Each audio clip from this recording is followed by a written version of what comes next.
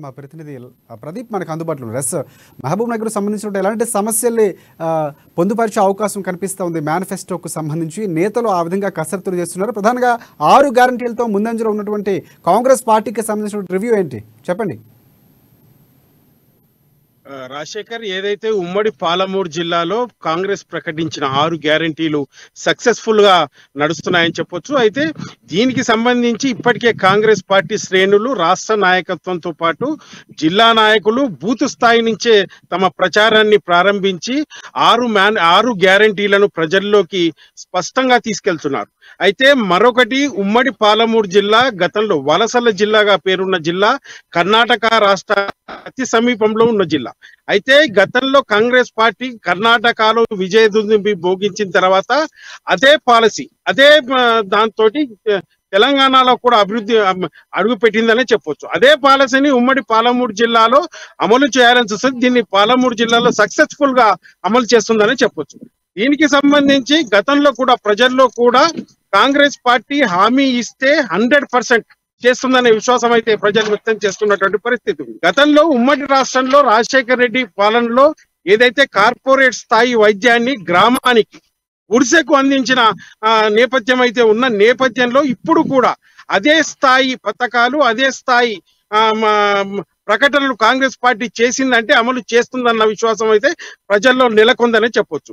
ఈ సందర్భంగా కాంగ్రెస్ పార్టీ శ్రేణులకు, కాంగ్రెస్ పార్టీ నాయకులకు గ్రామంలో గల్లీలో కూడా బ్రహ్మరథం పడుతున్నటువంటి పరిస్థితి అయితే నెలకొన్నది. మరోవైపు బీఆర్ఎస్ పార్టీ కూడా దానికి ధీటుగా మేనిఫెస్టోలో తయారు చేయడానికి నిమగ్నమైందని చెప్పొచ్చు. ఈ నెల 15న కేసీఆర్ మేనిఫెస్టో విడుదల చేయనున్న నేపథ్యంలో ఇప్పటికే బీఆర్ఎస్ పార్టీ, కాంగ్రెస్ పార్టీ ప్రకటించిన 6 పథకాలకు ధీటుగా మేనిఫెస్టో తయారు చేయబోతున్నారు. అయితే చేయబోతున్నట్టు కూడా మనకు తెలుస్తా ఉంది. దానికి సంబంధించి ప్రధానంగా రైతు బంధు 10,000 నుంచి 15,000 చేయవచ్చున, కౌలు రైతులకు, తర్వాత రైతు రంగానికి లాభం చేకూర్చే విధంగా, తర్వాత మరిన్ని తాయిలాలు ప్రకటించే అవకాశం అయితే ఉందని కూడా రాజకీయ విశ్లేషకులు చెప్తున్నారు. ఇప్పటికే బీఆర్ఎస్ నాయకులు మేమేమి ఏదైతే చెప్పామో అదే చేశామంటూ చెప్తున్నా కానీ ప్రజల్లో అయితే వ్యతిరేకత ఎక్కడికక్కడ అడ్డుకునే పరిస్థితి అయితే ఉమ్మడి పాలమూరు జిల్లాలో నెలకొన్నది. అయితే దీనికి సంబంధించి బీజేపీ దీనికి విరుద్ధంగా ఇప్పటికి కూడా క్షేత్రస్థాయిలో అంత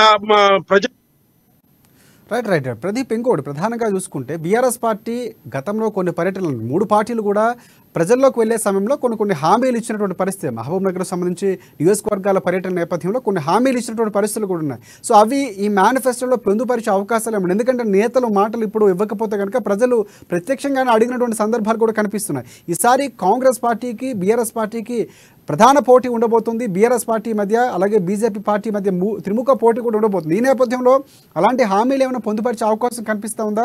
సో ప్రధానంగా ఇప్పుడున్నటువంటి ప్రజల్లో ఏ పార్టీకి సంబంధించినటువంటి ఎక్కువగా మాట్లాడుకునే అవకాశం కనిపిస్తుంది? అయితే ఉమ్మడి పాలమూరు జిల్లా చూసుకుంటే ఏదైతే తెలంగాణ ప్రభుత్వం గతంలో దళిత బంధు గాని, బీసీ బంధు గాను, నిరుద్యోగ భృతి గాని, దళితులకు 3 ఎకరాల పొలం గాని ఇచ్చిన హామీల్లో హామీలు నిలబెట్టుకుపోవడంలో కొంత విఫలమైందనే చెప్పొచ్చు. అయితే ఈ విఫలమైన నేపథ్యంలో ఇప్పుడు ఎన్నికల కోడ్ అమల్లోకి వచ్చిన తర్వాత బీఆర్ఎస్ నాయకులు, మాజీ సిట్టింగ్ ఎమ్మెల్యేలు గ్రామాల్లోకి వెళ్తుంటే వ్యతిరేకత వస్తున్న అదైతే వాస్తవం. అయితే ఎక్కడికక్కడ ప్రజలు అడ్డుకొని ఈ దళిత బంధు ఏమైందంటూ, బీసీ బంధు ఏమైందంటూ, అయితే ఏదైతే దళితులకు 3 ఎకరాల పొలము, నిరుద్యోగ భృతి ఇస్తారంటూ అవి ఏమయ్యాయంటూ కూడా నిలదీసే పరిస్థితికి వచ్చింది. మరోవైపు కాంగ్రెస్ పార్టీ ఏదైతే 6 గ్యారంటీలు, మహాలక్ష్మి పథకం, ఇందిరమ్మ ఇంటి ద్వారా 5 లక్షల ఇందిరమ్మ ఇంటికి 5 లక్షలు ఇవ్వడం, కౌలు రైతులకు మేలు చేయడం, తర్వాత రైతాంగానికి, తర్వాత విద్యార్థులకు లాభం చేకూర్చే పథకాలు, ఇవి ప్రజల్లో విశ్వాసం ప్రకటిస్తున్నారని చెప్పొచ్చు.